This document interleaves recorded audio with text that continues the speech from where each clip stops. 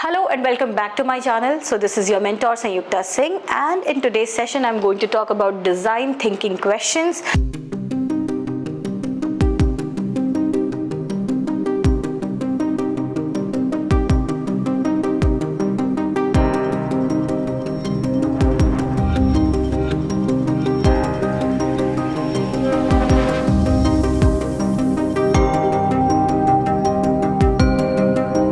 Now, if you're appearing for NID, NIFT and IIT, which is USEED and SEED, this video is for you. So, before watching the complete video, do subscribe, do share and do like, क्योंकि आपको इतने important sessions तो और कहीं नहीं मिलेंगे. So, ये जो topic है, इस topic के अंदर बहुत सारे सब topics हैं. This is just the way how we think design. So, इसके अंदर क्या topics हैं, ये आपको आगे वीडियो में दिख जाएगा. प्लस आपको पता होगा कि NID के फॉर्म्स आ चुके हैं, निफ्ट और IIT के भी फॉर्म्स आने वाले हैं, और सीड के लिए भी वीडियो बहुत इंपॉर्टेंट है और NID के लिए तो है ही. सो डिफरेंट स्ट्रीम्स, चाहे आप इंटरैक्शन डिज़ाइन में जा रहे हो, आप इंफॉर्मेशन डिज़ाइन में जा रहे हो, UX UI में जा रहे हो या फिर प्रोडक्ट डिज़ाइन में जा रहे हो, ये एक ऐसा एरिया है जहाँ से क्वेश्चंस आते ही हैं. So let's talk more about design thinking and the question is what is design thinking. Design thinking होता क्या है? तो बेसिकली डिज़ाइन क्या होता है, सबसे पहले आप ये सोचें हम क्यों कोई भी चीज़ को इनोवेट कर रहे हैं in forms in the form of its material and durability and क्या हमको किसी प्रोडक्ट को यूज़ करने में प्रॉब्लम हो रही है तो क्या मॉडिफिकेशंस हम उसमें कर रहे हैं. That is basically design. It is problem solving. Now problem solving in terms of services भी हो सकता है, problem solving in terms of packaging भी हो सकता है, problem solving in terms of your any type of design, वो कुछ भी हो सकता है. तो अगर हम किसी भी चीज़ को स्केच आउट करते हैं, उसके बाद हम उसका प्रोटोटाइप बनाते हैं, उसकी टेस्टिंग करते हैं, ये सारा प्रोसेस डिज़ाइन थिंकिंग में इन्वॉल्व है. So let's look at some of the procedure related to design thinking.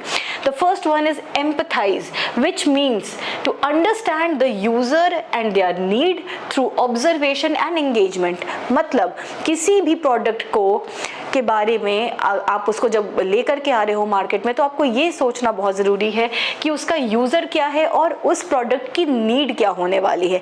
Then only you think about designing और redesigning that product. Similarly, define, clearly articulate the problem you are trying to solve based on insights gathered. Define का मतलब क्या है कि अगर आप कोई भी प्रोडक्ट यूज़ कर रहे हो और अगर आप उसमें कोई भी प्रॉब्लम फेस कर रहे हो और कितने वेरिएशन में आप प्रॉब्लम फेस कर रहे हो, उसको आपको जॉट डाउन करना है and then you have to start working on that. Third is ideate, which is also called brainstorming, and brainstorm a wide range of ideas and solutions without judgement. अब जब हम किसी भी प्रोडक्ट के solutions के बारे में सोचते हैं तो सिर्फ एक एरिया नहीं है जिसके बारे में हम सोचेंगे. There are several areas. बहुत सारे आइडियाज दिमाग में आते हैं कि हम इसको इस तरीके से भी मॉडिफाई कर सकते हैं, हम इसमें इस एलिमेंट को भी इंक्लूड कर सकते हैं. तो इन आइडियाज को आपको एक तरफ लिखना और उसके बारे में सोचना बहुत इंपॉर्टेंट है, and that is what it is called brainstorming and ideation. Number fourth is prototyping. Create simple, tangible representations of ideas to explore and test. Now, prototypes क्या होते हैं? They are not the actual products. वो एक ऐसा product है जो जिसका look कैसा होगा, जिसमें मटेरियल्स कैसे होंगे, आप बनाते हो, पर आप उसको कम्प्लीटली अभी मार्केट में नहीं उतारते, कंज्यूमर को नहीं देते, आप उसको टेस्टिंग के लिए भेजते हो कि वो कितना सक्सेसफुल है और कितना नहीं है. So that is what is called prototyping. Other form is test. Gather feedback on prototypes to refine and improve the solution. अगर आपने कोई चेयर बनाई है और आप उसको टेस्ट करना चाहोगे, जब बैठने के बाद आपको रियलाइज हो रहा है कि उसके मटेरियल में इतना कंफर्ट नहीं है या फिर उसकी हाइट अप्रोप्रिएट नहीं है, तो then what do? You improvise those things. आप उन एलिमेंट्स पे दोबारा काम करते हो. तो इसीलिए प्रोटोटाइप्स जो होते हैं उसको हमको कभी डायरेक्टली मार्केट में नहीं उतारना होता है, उसको हमको कंज्यूमर्स को टेस्टिंग के लिए देना होता है, एंड देन अगर उस पर कोई डिफेक्ट पाया गया, you again start working on the prototype. So these are the 5 major की टिप्स जिसको आपको ध्यान में रखना है when you are doing your design thinking, when you are making any product. Now ये क्वेश्चंस इस टाइप मतलब कैसे आते हैं और इसको हम जनरली कहते क्या है, तो इससे हम कहते हैं कॉन्सेप्ट जनरेशन। यही वो कॉन्सेप्ट है जिसके बेसिस पे आप कोई भी डिज़ाइन करते हो। Moving on, topics which are relevant to design thinking. ऐसे कौन से टॉपिक्स हैं जो डिज़ाइन थिंकिंग के लिए रेलेवेंट है, जैसे कि आप questions related to problem solving in products and services. ऐसे बहुत सारे प्रॉब्लम्स हो सकते हैं जो आप किसी प्रोडक्ट को फेस करते टाइम यूज़ करते टाइम फेस करते हो। ऐसी कुछ सर्विसेज हो सकती हैं जिसको आप यूज़ करते टाइम फेस करते हो, तो वो हो गई वो प्रॉब्लम्स। तो अब आप इसमें क्या सोल्यूशंस इंप्लीमेंट करना चाहोगे? जैसे आप में से कुछ लोगों ने मे बी IRCTC का वेबसाइट यूज़ किया हुआ होगा एंड आपने देखा होगा कि जब आप तत्काल में टिकट बुक करने जाते हो तो वो कर्सर घूम रहा होता है और कई बार ऐसा होता है कि आपका बैलेंस अमाउंट कट हो जाता है लेकिन आपकी टिकट्स बुक नहीं होती। तो कई बार उनके सर्वर में ये इशू है, मे बी उनके पोर्टल में ये इशू है, तो ये UX UI की प्रॉब्लम भी हो सकती है।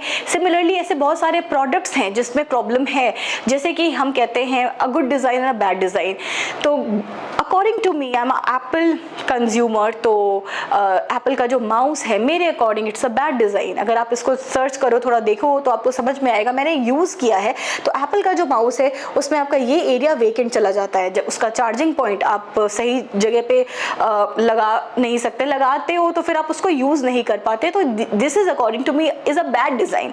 तो आप इसमें क्या इम्प्रोवाइजेशंस कर सकते हो? तो इसके इम्प्रोवाइजेशंस के लिए भी ऐसे प्रोडक्ट्स इंट्रोड्यूस हो चुके हैं। तो वो जो प्रोडक्ट इंट्रोड्यूस हुआ है एप्पल माउस के लिए, that is based on design thinking.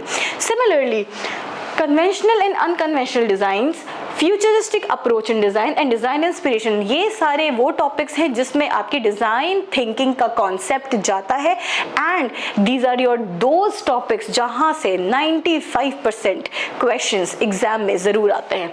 तो मैं आपको कुछ यहाँ पे क्वेश्चंस का डेमो दिखाऊंगी और उसको कैसे सॉल्व करना है ये भी दिखाऊंगी। Moving on, the first question is, sorry about this, ये जो पोल यहाँ पे दिख रहा है ये थोड़ा ब्लर हो गया है, मैं आपको इसकी इमेज यहाँ पे कहीं दिखा दूंगी, आप समझ जाओगे।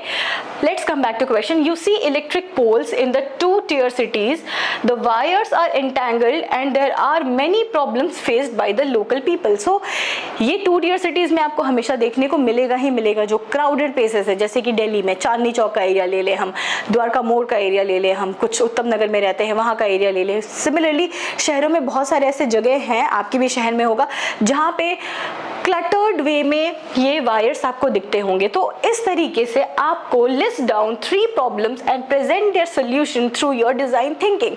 अब यहाँ पे क्वेश्चन के 2 पार्ट्स है। पहला पार्ट है कि आपको प्रॉब्लम्स को भी लिस्ट करना है और आपको सॉल्यूशन के थ्रू भी दिखाना है कि इस प्रॉब्लम का क्या सॉल्यूशन हो सकता है। तो बेसिकली आप जो बनाओगे वो सॉल्यूशन होगा और प्रॉब्लम एंड सॉल्यूशन को भी आप एक्सप्लेन कर रहे होगे क्वेश्चन में। तो इस टाइप के क्वेश्चन को हम कैसे सॉल्व कर सकते हैं आप यहाँ स्क्रीन पे देख सकते हो। जैसे कि यहाँ पे प्रॉब्लम्स में बताया गया है कि animal and birds died due to getting in contact with the pole. तो हम सबको पता है, हम सब ने देखा है कि ऐसे बारिश के मौसम में या पक्षी हमेशा बैठते ही हैं पोल्स पे, तो वहाँ पे कई बार उनको शॉक लग जाता है। तो उस केस में constructing a barricade around the pole for zero contact, तो हम एक बैरिकेड अगर लगा दें जहाँ पे पक्षी एंटर नहीं हो पाए तो उनको करंट लगने के चांसेस कम हो जाएंगे। Second, the pole falls due to storm and heavy rain. अब आपको पता होगा कि कई बार ऐसा भी होता है कि हैवी रेन एंड स्टॉर्म की वजह से पोल्स कई बार गिर जाते हैं। अब आप सोचो कि कितने एनिमल्स होंगे या ह्यूमन बीइंग होगा या जनरली रोड्स वगैरह पे अगर कुछ गिर जाए तो ट्रैफिक की प्रॉब्लम हो सकती है। तो इस प्रॉब्लम के सोल्यूशन के लिए क्या हो सकता है? A proper base and support for the pole. अब यहाँ पे देखो ये proper base and support use किया गया है। So again this was done through design thinking.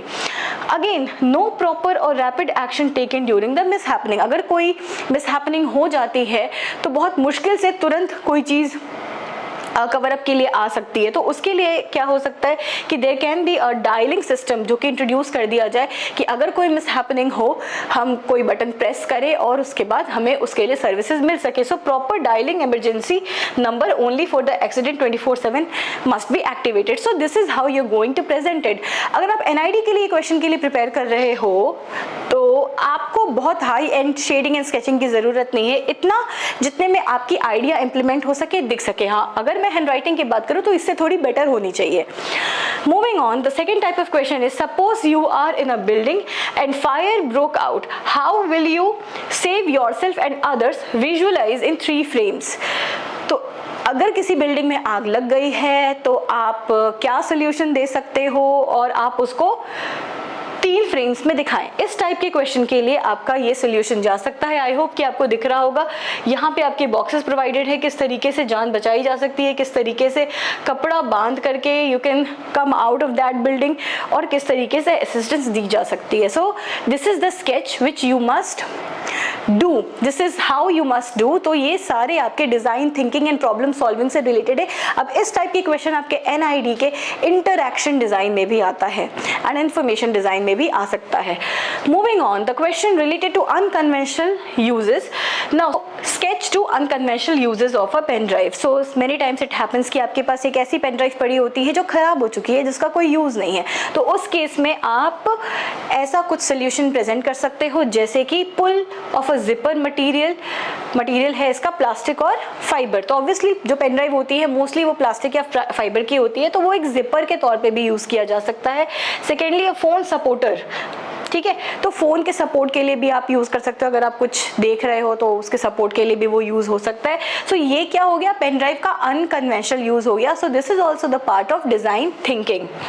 Moving on, the next question is, do you see any problem in the packaging of rasgulla? क्या आपको लग रहा है कि इसकी जो पैकेजिंग है उसमें कोई प्रॉब्लम है एंड क्या इसकी पैकेजिंग रीडिजाइन की जा सकती है? According to me there is a problem in this type of packaging and मैंने खुद यूज़ किया तो मुझे पता है कि जब हम इसको ओपन करते हैं, जब इसका प्लास्टिक हम जो इसका टीन का पार्ट होता है उसको हटाने में कई बारी आपके हाथ भी कट सकते हैं।